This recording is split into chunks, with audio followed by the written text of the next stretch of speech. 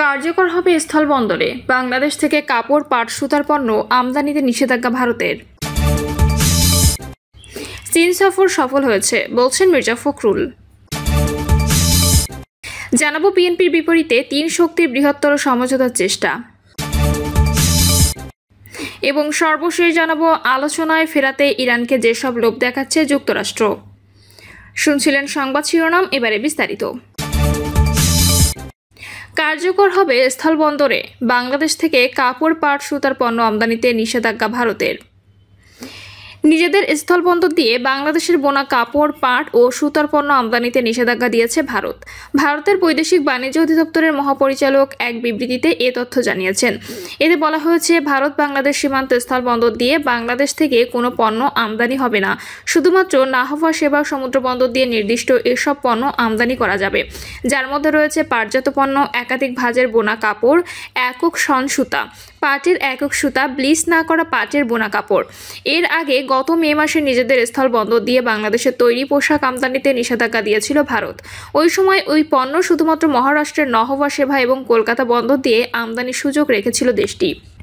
বাংলাদেশ ভারতে প্রায় $700 মিলিয়ন তৈরি পোশাক রপ্তানি করে। স্থলবন্দর দিয়ে এই পণ্য আমদানিতে নিষেধাজ্ঞা দেওয়ার এই খাতে বিরূপ প্রভাব পড়ার শঙ্কা তৈরি হয়েছিল। ভারতের বৈদেশিক বাণিজ্য অধিদপ্তর জানিয়েছে, বাংলাদেশ থেকে নেপাল ও ভুটানে যেসব পণ্য যাবে সেগুলোর ক্ষেত্রে এ নিষেধাজ্ঞা কার্যকর হবে না, কিন্তু এসব পণ্য পুনরায় রপ্তানি করা যাবে না। চীন সফর সফল হয়েছে বলছেন মির্জা ফখরুল। চীন সফরের মধ্য দিয়ে দেশটির কমিউনিস্ট পার্টির সঙ্গে বিএনপির সম্পর্ক আরও শক্তিশালী হয়েছে বলে জানিয়েছেন মির্জা ফখরুল ইসলাম আলমগীর। তিনি বলেন, আমাদের এই সফরটা ছিল রাজনৈতিক। চীনের কমিউনিস্ট পার্টির আমন্ত্রণে আমরা সেখানে গিয়েছিলাম। আমাদের এই সফরটা সফল হয়েছে। চীনের কমিউনিস্ট পার্টির পলিট ব্যুরোর সঙ্গে আমাদের অত্যন্ত সফল ও ফলপ্রসূ মিটিং হয়েছে। পার্টি টু পার্টি সম্পর্ক আরও নিবিড়, শক্তিশালী হয়েছে। আমাদের ভারপ্রাপ্ত চেয়ারম্যান তারেক রহমানকে তারা দাওয়াত করেছেন এবং চীনের কমিউনিস্ট পার্টির নেতারা খুশি হয়েছেন যে তিনিই এখন নেতৃত্ব দিচ্ছেন। আমরাও তাদের দাওয়াত করেছি, তারা তা গ্রহণ করেছেন। বিএনপির বিপরীতে তিন শক্তির বৃহত্তর সমঝোতার চেষ্টা। আগামী সংসদ নির্বাচনে আওয়ামী লীগ থাকছে না এমনটা ধরে নিয়ে রাজনীতিতে নতুন মেরুকরণের চেষ্টা চলছে। এর অংশ হিসেবে বিএনপির বাইরে এক ধরনের বৃহত্তর নির্বাচনী সমঝোতার প্রচেষ্টা চালাচ্ছে ছাত্র জনতার অভ্যুত্থানে অংশ নেওয়া দলগুলো। আপাতত এর অবয়বটা হলো জামায়াতে ইসলামী বিএনপির মতো এককভাবে নির্বাচন করবে। চরমোনাই পীরের নেতৃত্বাধীন ইসলামী আন্দোলন সামনে রেখে ধর্মভিত্তিক দলগুলো একটা প্ল্যাটফর্ম গঠন করবে। আর সংস্কার আলোচনায় বিএনপির বিপরীতে অবস্থান নেওয়া দলগুলো নিয়ে পৃথক মোর্চা গঠন করবে জাতীয় নাগরিক পার্টি। এই তিন শক্তি আনুষ্ঠানিক কোনো জোট গঠন করবে না, কিন্তু তারা নির্বাচনে একে অন্যকে আসন ভিত্তিক ছাড় দেবে। জামায়াত, এনসিপি, ইসলামী আন্দোলন, জমিয়াতে উলামায়ে ইসলাম, খেলাফত মজলিসের দুই অংশ, এবি পার্টি এবং গণ অধিকার পরিষদের নেতাদের সঙ্গে কথা বলে এমন একটি চিত্র পেয়েছে সমকাল। তাদের দাবি, বিএনপির সঙ্গে যুগপৎ আন্দোলন করা কয়েকটি দলও বৃহত্তর সমঝোতা যুক্ত হতে আগ্রহী দেখিয়েছে। এই দলগুলো নেতাদের ভাষ্য, প্রাথমিক এই পরিকল্পনা সব দল একমত হয়েছে, তবে এর বাস্তবায়ন বেশ কঠিন।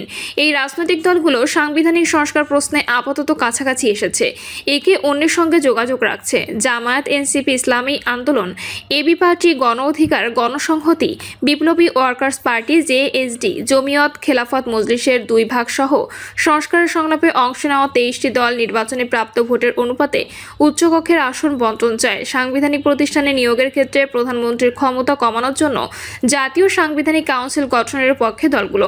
প্রধানমন্ত্রীর মেয়াদ নির্ধারণ এবং রাষ্ট্রপতি নির্বাচন পদ্ধতিতেও এই দলগুলোর অবস্থান কাছাকাছি। নির্বাচনী সমঝোতার প্রচেষ্টায় যুক্ত দলগুলো নেতাদের মতে সংস্কারে বিএনপির অনড় অবস্থান বাকি দলগুলোকে আরও কাছাকাছি আনছে। মৌলিক সংস্কার, সংখ্যানুপাতিক নির্বাচনের দাবিতে আগামীকাল রাজধানীর সোহরাওয়ার্দী উদ্যানে মহাসমাবেশ করবে ইসলামী আন্দোলন। এতে জামায়াত, এনসিপি সহ সংখ্যানুপাতিক নির্বাচনের দাবি করা দলগুলোকে আমন্ত্রণ জানানো হয়েছে। বিএনপিকে এখনও এই সমাবেশের দাওয়াত করা হয়নি। জানতে চাইলে ইসলামী আন্দোলনের মহাসচিব ইউনুস আহমদ বলেন, ইসলামী দল হতে হবে এমন কথা নেই। দেশ, ইসলাম এবং মানবতার কল্যাণে যারাই কাজ করছে তাদের জন্য দুয়ার উন্মুক্ত। বৃহত্তর নির্বাচনী সমঝোতা প্রচেষ্টার অংশ এবং সরকার ঘনিষ্ঠ হিসেবে পরিচিত একটি দলের জ্যেষ্ঠ একজন নেতা বলেন, আগামী নির্বাচনে আওয়ামী লীগ না থাকায় ভোটের রাজনীতিতে নতুন মেরুকরণ হবে। এর ব্যাখ্যায় তিনি বলেছেন, বিএনপি মূলত আওয়ামী বিরোধী মনোভাবের ভোটারদের প্ল্যাটফর্ম। নির্বাচনে নৌকার বিরোধিতা করে বারবার ধানের শীষে ভোট দিয়েছে তারা। এবারে নির্বাচনে নৌকা না থাকায় আওয়ামী বিরোধী ভোট ধানের শীষে একা পাবে না, নানা ভাগে ভাগ হবে। তিনি বলেন, নির্বাচনে নৌকা প্রতীক থাকলে আওয়ামী লীগকে ঠেকাতে অভ্যুত্থানে অংশ নেওয়া দলগুলো বিএনপি নেতৃত্ব মেনে চলতে বাধ্য হতো। আওয়ামী লীগ ফিরলে আবার নির্যাতনের শিকার হতে হবে, এ ভয়ে দলগুলো বিএনপি যে কয়টি আসন দিত তা মেনে নিত। আওয়ামী লীগ নির্বাচন থেকে ছিটকে যাওয়ায় এ পরিস্থিতি এখন আর নেই। 1991 সালে 30.8%, 1996 সালে 33.6%, 2001 সালে 41% ও 2008 সালে 22% ভোট পায় বিএনপি। ওই 4 নির্বাচনে আওয়ামী লীগের প্রাপ্ত ভোট ছিল 30.2%, 37.4%, 40.1% ও 49%। বিএনপি নেতৃত্বাধীন জোট 2001 সালে 47 এবং 2008 সালে 37.61% ভোট পেয়েছিল। নির্বাচনী সমঝোতার প্রচেষ্টা করা দলগুলোর নেতারা বলেছেন, আওয়ামী লীগ না থাকলেও আগামী নির্বাচনে বিএনপি একা 60 থেকে 70% ভোট পাবে না। এর সম্ভাবনা থাকলে দলটি ভোটের অনুপাতে উচ্চকক্ষের আসন বন্টনে রাজি হতো। এর কারণ হিসেবে তারা দাবি করেছেন, দখল, চাঁদাবাজি, অভ্যন্তরীণ কোন্দলে খুনের ঘটনায় 10 মাসে বিএনপি জনসমর্থন কমেছে। আওয়ামী লীগের কট্টর সমর্থকরা নিশ্চিতভাবে নির্বাচন বর্জন করবেন, যেমনটা বিএনপি জোটের সমর্থকরা 2024 সালে করেছিল। এই সমীকরণে জামায়াত, এনসিপি, ইসলামী আন্দোলন সহ ছোট দলগুলো এক হতে পারলে বিএনপিকে নির্বাচনে প্রতিদ্বন্দ্বিতার মুখে পড়তে হবে বলে মনে করছেন তারা। গণ অধিকার পরিষদের সভাপতি নুরুল হক নূর বলেন, সবাই যেমন ভাবছে সুষ্ঠু নির্বাচন হলে ফল তেমন নাও হতে পারে। 91 নির্বাচনে সবাই বলেছিল আওয়ামী লীগ জিতবে, কিন্তু দলটি গোল্লা মেরেছিল। এবারও তেমন হওয়ার সম্ভাবনা আছে। জোট করবে না জামায়াত। আওয়ামী লীগ না থাকায় ভোটের মাঠে নিজেদের দ্বিতীয় বৃহত্তম দল বলছে জামায়াত। গত 20 জুন দলটির সেক্রেটারি জেনারেল মিয়া গোলাম পরোয়ার ঘোষণা দেন, ইসলামী দলগুলোর মধ্যে এক ধরনের সমঝোতা হয়েছে।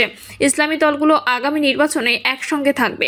যদিও জামায়াতের নীতি নির্ধারণী নেতারা জানিয়েছেন, অতীত অভিজ্ঞতার কারণে আগামী নির্বাচনে জোট করবে না জামায়াত। একজন জ্যেষ্ঠ নেতা বলেন, আদর্শিক কারণে জোট গঠন কঠিন কাজ। কওমি ঘরানার অনেক দলের রাজনৈতিক ভিত্তি জামায়াত বিরোধিতা। তারা চাইলেও জামায়াতের সঙ্গে জোট করবে না। আবার জামায়াতের পক্ষে বাম ঘরানার দলের সঙ্গে জোট করা সম্ভব না। তাই বৃহত্তর সমঝোতার প্রচেষ্টাই বাস্তবসম্মত।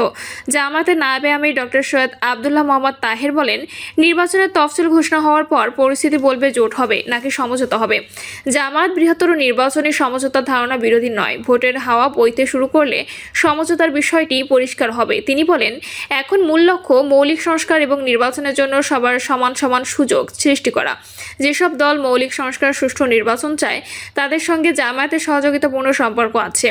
জামায়াত ইতোমধ্যে 296 আসনের প্রার্থী ঘোষণা করেছে। দলটির জ্যেষ্ঠ একজন নেতা বলেন, রংপুর বিভাগে 33, খুলনা বিভাগে 36, রাজশাহী বিভাগে 12, দক্ষিণ চট্টগ্রামে 8টি সহ সিলেট, কুমিল্লা, পিরোজপুর সহ বিভিন্ন জেলায় শখানেক আসনে বিএনপির বিরুদ্ধে প্রতিদ্বন্দ্বিতার সক্ষমতা রয়েছে জামায়াতের। বৃহত্তর নোয়াখালী এবং বগুড়ায় জামায়াতের অবস্থান ভালো হলেও সেখানে বিএনপি প্রধান শক্তি। এই মূল্যায়ন জানিয়ে ওই নেতা বলেন, নির্বাচনকে বিএনপি বরং সবাই রূপ দিতে পারলে যে কোনো ফল সম্ভব। আর এই বার্তা দিতে পারলে দোদুল্যমান ভোটারদেরও সমর্থন পাওয়া যাবে। তিনি বলেন, বিএনপিকে হারানো সম্ভব। এই রব তুলতে না পারলে ভোট মিলবে না। বিএনপি সরকার গঠন করবে, এই আওয়াজ থাকলে গ্রামগঞ্জের ভোটাররা অন্য কাউকে ভোট দেবে না। অতীতে দেখা গেছে দোদুল্যমান ভোটাররা ভোট দেন কোন দল জয়ী হতে পারে সেই সম্ভাবনা দেখে। গত 3টি নির্বাচন বিতর্কিত হওয়ায় মোট ভোটারের প্রায় অর্ধেকই জীবনে প্রথমবারের মতো প্রকৃত অর্থে ভোট দেবেন। অন্য দলগুলোকে টিকতে হলে প্রতিদ্বন্দ্বিতার পরিবেশ তৈরি করতে হবে। কোনো দলের পক্ষে একা তা সম্ভব নয়। এ কারণে বৃহত্তর সমঝোতার প্রচেষ্টা করা হচ্ছে বলে জানান সংশ্লিষ্টরা। দলীয় প্রার্থী ঘোষণার পর সমঝোতা কিভাবে হবে এমন প্রশ্নে জামায়াতের জ্যেষ্ঠ নেতারা বলেন, আসন সমঝোতা হলে প্রার্থীকে প্রত্যাহার করা, নিষ্ক্রিয় করা সহ নানা পদ্ধতি আছে। যেমন 91 সালে বিএনপি ও জামায়াত পর্দার আড়ালে সমঝোতা করে একে অন্যকে বিভিন্ন আসনে ছাড় দিয়েছিল। ইসলামী দলগুলো সমঝোতা অন্যদের সঙ্গে সহজ নয়। চরমোনাই পীরের দলের সঙ্গে মামুনুল হকের নেতৃত্বাধীন বাংলাদেশ খেলাফত মজলিস, জমিয়ত খেলাফত, ইসলামী ঐক্যজোট এবং নিজাম ইসলাম পার্টি গত এপ্রিল থেকে সমঝোতার লক্ষ্যে আলাপ আলোচনা করছে। কওমি মাদ্রাসা ভিত্তিক সংগঠন হেফাজতে ইসলাম ঘনিষ্ঠ এই দলগুলো বলছে, তারা ইসলামপন্থীদের ভোট আগামী নির্বাচনে এক বাক্সে আনতে চায়। ইসলামী আন্দোলনের মহাসচিব ইউনুস আহমদ বলেন, জোট গঠন কঠিন কাজ। এনসিপি সদস্য সচিব আক্তার হোসেন বলেন, সংস্কারের জন্য সমভাবাপন্ন রাজনৈতিক দলগুলোর সঙ্গে সমঝোতার কথা চলছে। নির্বাচনী সমঝোতা নিয়ে ভাবা হবে সংস্কারের পর। জামায়াত থেকে বেরিয়ে আসা নেতারা এবি পার্টি গঠন করেছে। এ দলটি যে বলয়ে থাকবে তাদের সঙ্গে সমঝোতা করা কঠিন হবে জামায়াতের জন্য। এ তথ্য জানিয়ে এবির একজন নেতা বলেন, এবি পার্টি সহ মধ্যপন্থীদের মধ্যে সমঝোতা সম্ভব, সেই প্রচেষ্টা চলছে। প্রিয় দর্শক, এই ছিল এখনকার সর্বশেষ সংবাদ আপডেট। সব সংবাদ পেতে চ্যানেলটি সাবস্ক্রাইব করে বেল আইকনটি ক্লিক করে রাখুন।